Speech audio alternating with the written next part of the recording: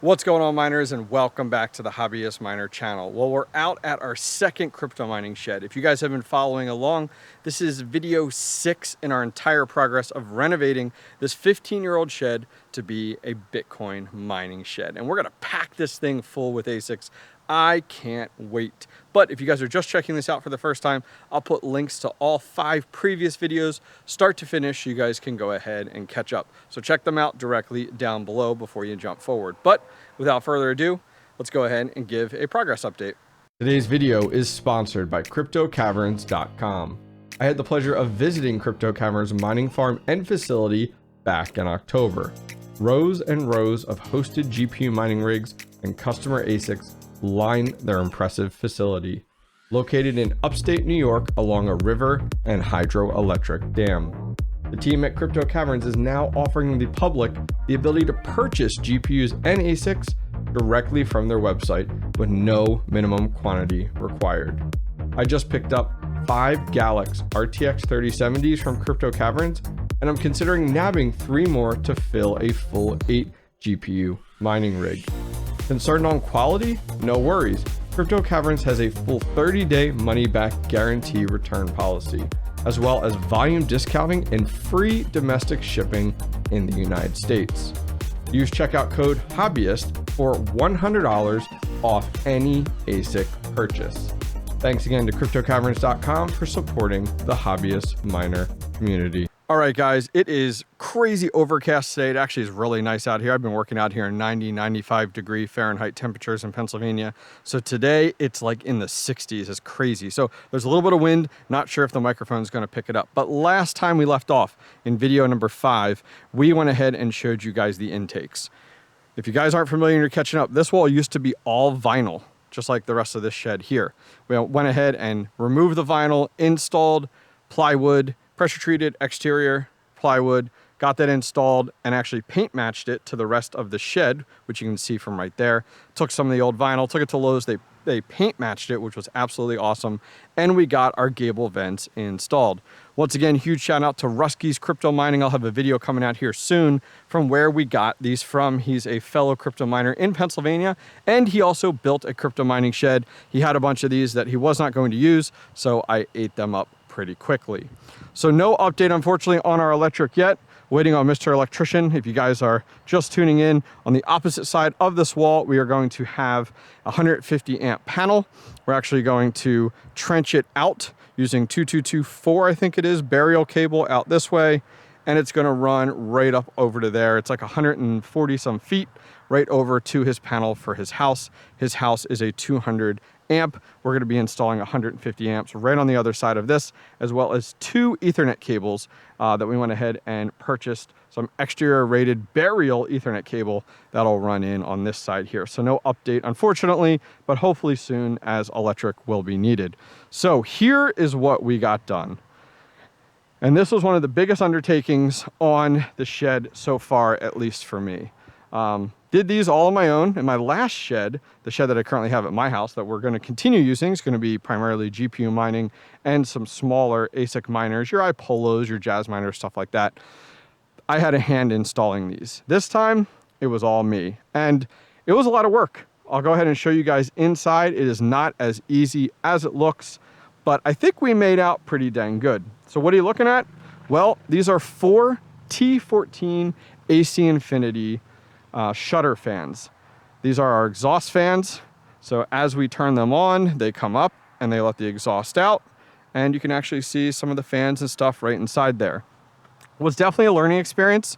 Once we get inside, I'll show you exactly some of the challenges I ran into and how I overcame them. Now, all 4 of these at a speed of 10 would give us a total of 6,000 CFM in this 12 by 12 shed. We're not going to need that. In my 7 by 8 shed, I have T16s that are significantly stronger, and I only run 2 of them at 50% speed. So, is this going to be overkill? Yes. Why? Because we're not actually going to have the intake to support these being entirely opened 100%. And we'll get into that in the near future when I do some testing and show you guys that out with the airflow. But our whole goal was to build a wind tunnel. being that our air came from this side, went through our intake vents. Our ASICs are going to be in a rack just like this, through the racks, and the exhaust is going to pull them all out using negative pressure. So in all honesty, I'm probably going to start these out at a speed of 1 and just run all 4 of them and see how it does. And we're going to have to do some testing. The way you can figure it out is these should rise up to about here. They have a little bit of a pitch to them to help with the rain and the water. And if you don't have enough intake, what happens is they start to do this, even at the same speed, regardless of how strong you think they are and how good they're going to do. So it's like drinking through a straw on the intake side. You can only suck as much as possible through those intake vents. So I'll show you more here in the near future, guys, but let's go ahead and travel around to the other side here. All right, so 14 gable vents there. Show you guys some more of that in just a minute. All right, so bunch of trash. We got finished with that. Got our chickens hanging out over there, doing their thing. My car packed full of tools. So let's go ahead and go inside. So it's a little bit darker, so I do have a light right now in here to show you guys. But here is our finished product. And I'm gonna be honest, I'm pretty proud of myself. Now, some of you guys that are skilled laborers out there, especially in this construction woodworking field, will entirely scrutinize this. Guys, this is not my world. Hands-on, being creative and precise. I mean, I'm learning as I'm going, especially on this shed number 2. So what we ended up running into, the T14 AC Infinity fans. If you guys need a link, I'll have one directly down below. In addition, I have a massive discount code, 15% off. So if you guys are looking for something like this for your basement, for your shed, for your garage, these things work great. So T14s, they are a little bit bigger, about 1/2 inch on each side than the studs. Studs are good. Now, the studs, let's put it this way, the studs, I shouldn't say are good. The studs are about, inside on the studs are 14.5 inches. Well, these are really built to fit between 16-inch studs. So I should have went maybe with the T12s, which are a little bit smaller, but I didn't want to sacrifice CFM. So what we did was, first things first, I cut these actually at 18.5 on each side, and at the bottom here at 2 feet, and we had an empty area in the middle. I then went ahead and installed this 2x4 on the bottom here, and then I put the inline fan right up against the wall, drilled my holes, and then I pretty much built a box directly around it. You can see it's about 1/2 inch over on each side, but I reinforced it, supported it up top here, as well as on the sides and on the bottom, as well as out front here, using 3-inch nails. This thing isn't going, I'm shaking this thing. It's not going anywhere. It is locked in there. It does not rattle or anything. So really happy with the way that this turned out. I ran each of them for an hour after I installed them to make sure there was no rattle, no problems, no challenges. Now, there is a seam right here, as you guys can see, and it is filled with silicone, clear silicone. I thought I had some extra of the gaps and cracks. That's this stuff right here. And so I thought, well, I might as well go ahead and spray that area if that helps out at all with airflow or tightening anything. I thought I might as well do it.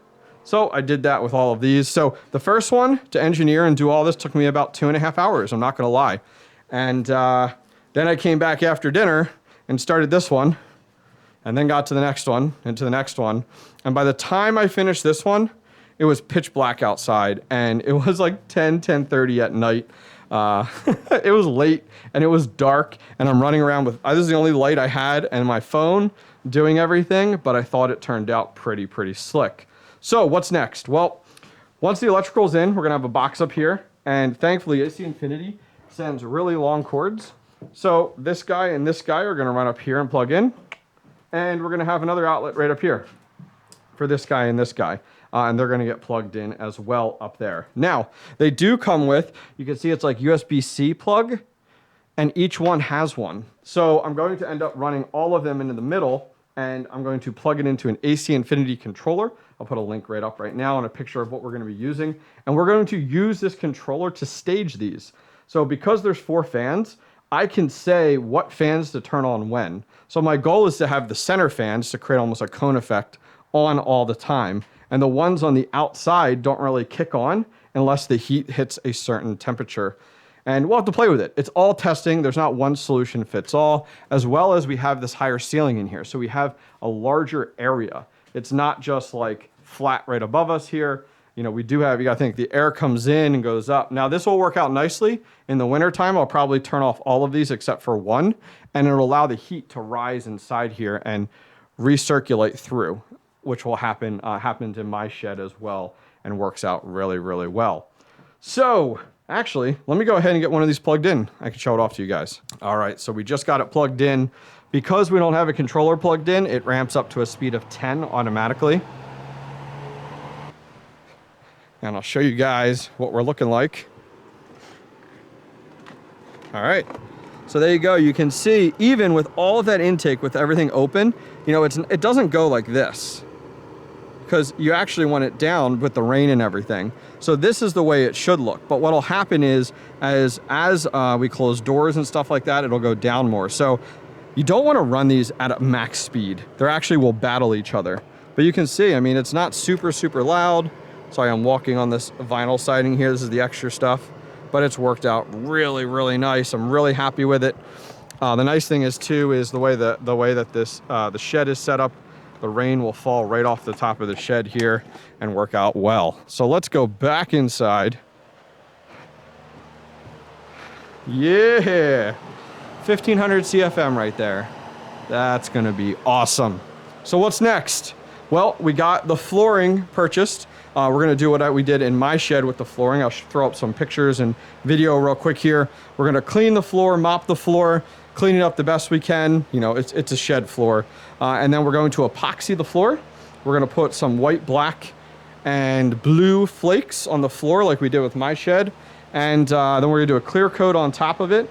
And then we got a rack that I ordered. Now the rack is 6.5 feet by 6.5 feet by 2 feet in depth. And that's gonna go right here, right in the middle here.